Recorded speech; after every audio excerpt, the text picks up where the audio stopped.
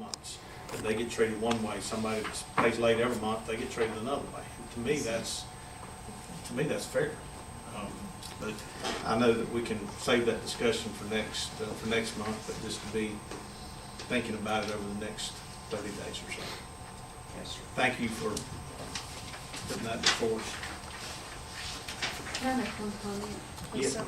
The main reason about the 2 months and when you get that information received, we're pretty constant, is that, for instance, if you're a new customer or a new business and you move in January 1st, you're not going to receive a bill for almost 2.5 months. Your bill's written February 1st. You get your bill March 1st. It's not due to March 15th. And we're in this economy now where we are having business to leave us and not pay. Yeah. So that's something, and see, and the benefit for this person, this business that may move to another location, is that, let's say they move to Due Power location. They're going to still receive, when they leave, 2 more bills from the city of Lincolnton. And there, if we didn't have that deposit to apply, it's almost a burden, because they're also going to be paying Duke Power in the city of Lincolnton in the month of March, even though they left at the end of January. And we're consistent with other cities, I noticed too. That's Yes, pretty sir, much- and that's why I want to bring, I think that's Yeah. why other cities do it too, because of the billing cycle and the time. Right. And we do, the point was made the other day in our meeting too, that we don't have a business license fee either, so that's Yes, sir, or impact fees. right. Thank you. Thank you. Okay, item number 13. Consideration of dates for the 2012 planning retreat. And I hope we can move this to a Friday and Saturday instead of a Saturday and Sunday. If that is the change that you see here in front of you. I felt like that I think everybody would be in agreement that that's not good to work on a Sunday if you can help it. And does that work into everybody's schedule? Because we can do it on a Saturday and Sunday if we need to. Does anybody have a problem with Friday or Saturday, or either one of those Fridays or Saturdays? That'd be fine. I lean okay. toward February, February? the 24th, 25th. Does that work for everyone? Works for me. I've already checked mine, so I'm sure. Just keep in mind, and we did have those dates, just so you know, that there will be a lot of information that Jeff probably won't have at February, if we do it in February.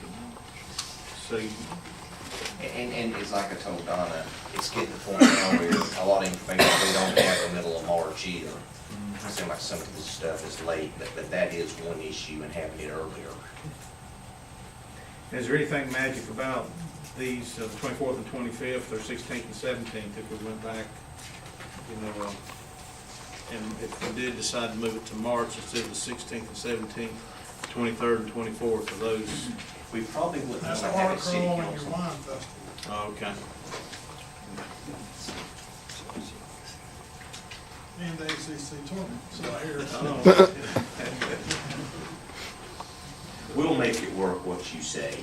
Well, I mean, that's why I asked, we want to make sure we don't have a conflict with something else that's going I wouldn't want it any earlier than that February date, on. Okay. please. Okay. All right, what's everybody, February's fine with me. February works for you, and is everybody else flexible? It works for me. Either one work for me. Okay, February 24th and 25th it is. Do we need to vote on that? Okay, so there's a motion to, I so move to make that motion. all right, any further discussion? All in favor indicate by saying aye. Aye. Any opposed? Motion carries unanimously.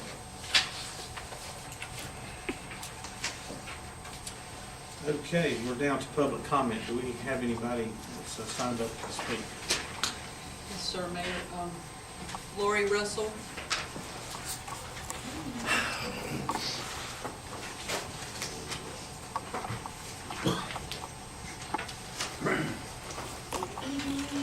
I'm back. I know the last couple of meetings, there have been issues, concerns with enforcement. So what I did was I contacted I did 12 counties, which encompass about 16 cities and towns that allow chickens. I emailed them, I asked them what types and seriousness of the complaints did they receive about individuals keeping backyard chickens.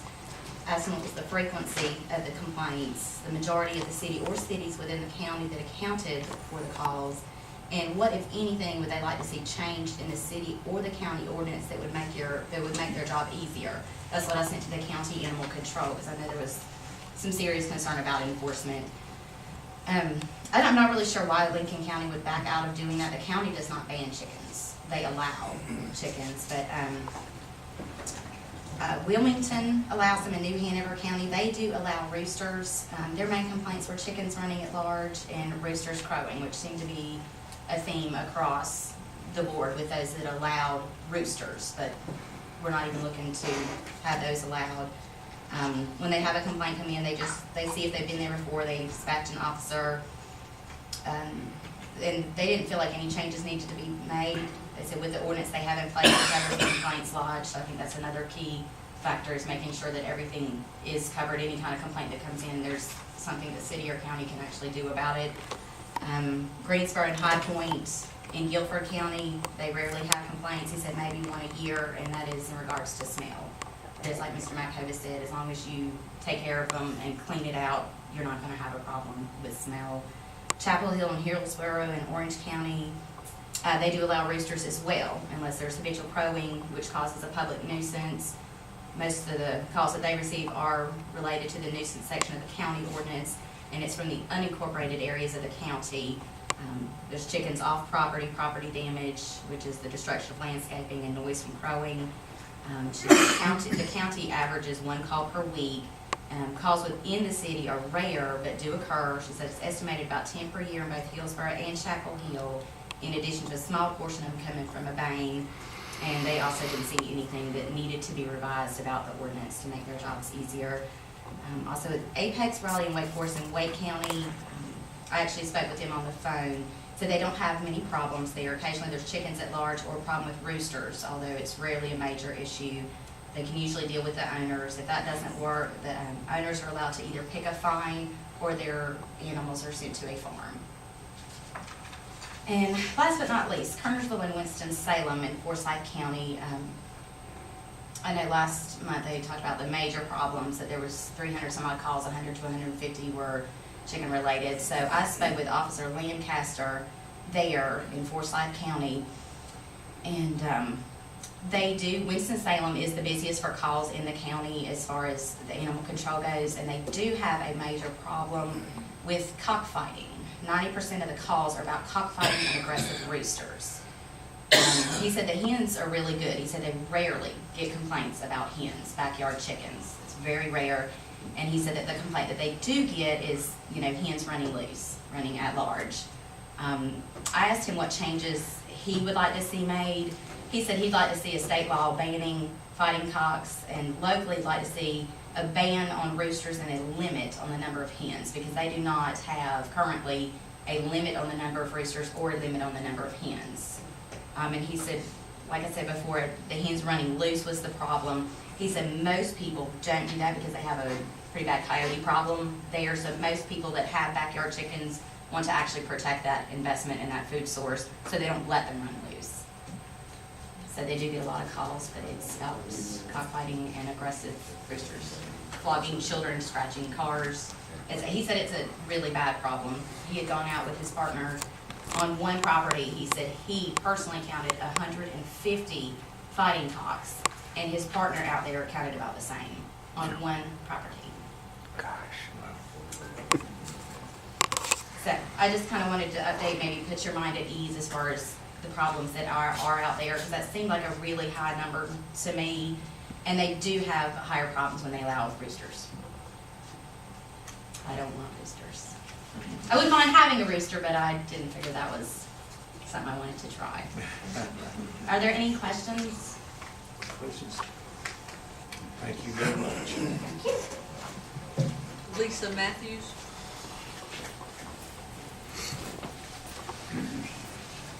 Hello, gentlemen. In 1993, my chicken, General Tom, became the first chicken to ever have its little obituary flyer printed by Warlick's Funeral Home. My grandmother Rick Leedy did that, and she asked Bud Warlick. I kept a chicken for 10 years. She laid eggs for me. She lived in a little dog lot. She walked on a leash. We moved to Greenville, South Carolina. We live in an urban area. Greenville, as you know,